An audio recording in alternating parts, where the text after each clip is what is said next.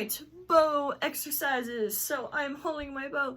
Remember that we have our bent thumb if we are violin or cello or bass. And if I'm a violinist, I'm going to have my fingers kind of chilling up top using that pointer finger middle joint. Oh, excuse me, I'm really tired today. Yes, and if you are a cello or bass player, remember that your fingers just come a little bit further down. For my purposes, I'm going to show you what violin bow looks like just because a lot of these exercises can be done either way. I'm just a violinist, so my brain will probably default to this bow hold anyways. Okay, so the first thing that you want to do is the first exercise is called I'm out of here. And it's like saying goodbye, I'm out of here.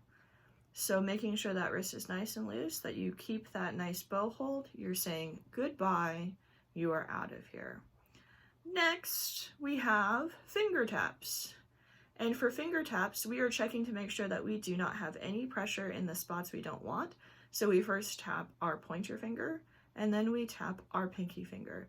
This might be hard, especially if you're not right-handed, but it's a good thing to practice going back and forth.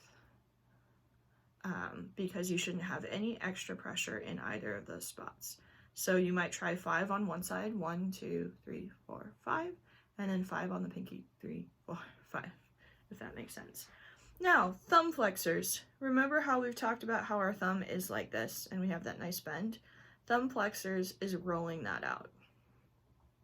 So I'm just flexing my thumb back and forth. And notice how the pencil kind of rolls with that too, right? So that's thumb flexors. And that's to make sure that we're not locking this joint in place because that will cause a lot of pain in your hand over time. All right, and then last but not least, they are calling these knuckle turnovers. So if you turn over your hand and checking to make sure that your thumb has got that bend shape.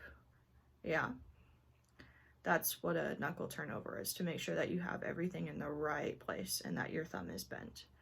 And then as far as bowing energy, the last bow motion builder you can do, if you're a violin, you're gonna wanna work with it more parallel to the floor, imagine like you're holding your instrument, and work on keeping that wrist loose back and forth. If you're a cello, because of the direction of your hand, make sure that you sink into that eye to cover it up, and you're bowing more this direction. If you envision your instrument, I'll stand up so you can see. If you envision your instrument, you come more from the forearm for your beginning bow stroke, versus violin is still the same motion, and it does come from the elbow, but you care a little bit more about the wrist kind of leading that action, if that makes sense. So yeah. So don't forget those bow holders. Try and do them at least once a day. Watch the video once a day and follow them along so that we can start building those bow and right hand skills so that we can add bows sooner than later.